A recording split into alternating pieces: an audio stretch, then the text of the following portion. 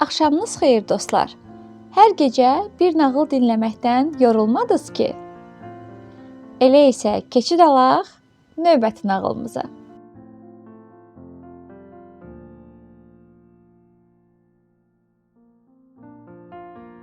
Bu axşam sizə Dərdli Bayquş və Göyərçin adlı Macar nağılını danışacağam.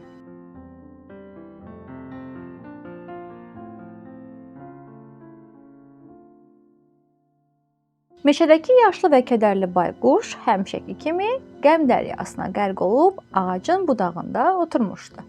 O qədər kədərli və məhzun görünüşü vardı ki, baharın gəlişinə sevinən göyərçin ağacın yanından uçarkən soruşdu.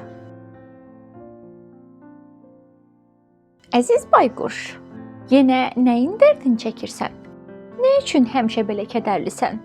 Niyə baharın təravətini, sevincini hiss etmirsən? Niyə sevinmirsən?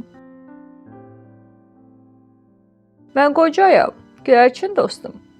Bir də təkcə dərdim o deyil ki, mən həm də xəstə və tənhayam.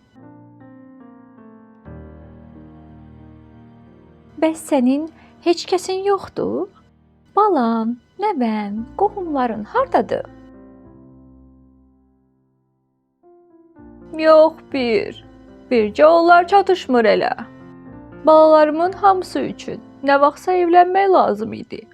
Ailə qurmalı, ailənin, balalarının qarnını doyurmalı idim. Bu işi asan sayırsan, bütün bunlara görə səhərdən axşama qədər işləyən deyiləm. Qohumlara gəldikdə isə onların heç biri ilə aram yaxşı deyil. İllərlə görüşmürük. Bilirsən, bizim dostlarımızı özümüz seçirik. Amma qohumları seçə bilmirik.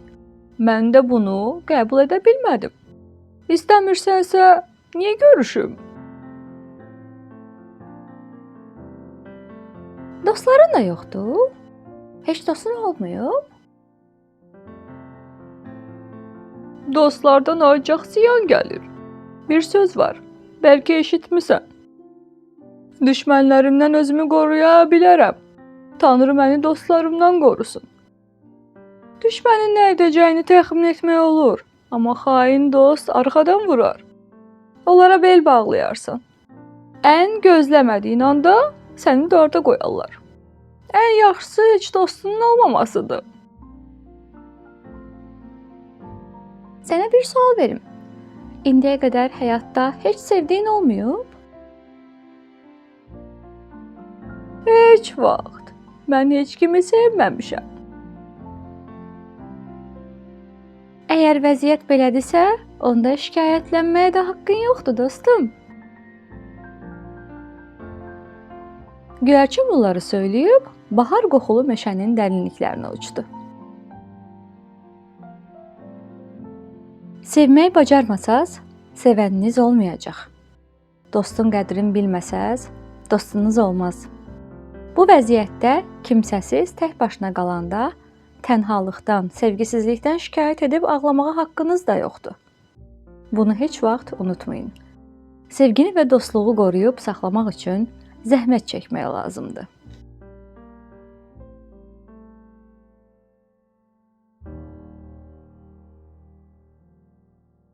Bu axşamki nağılımızın da beləcə sonuna gəldik.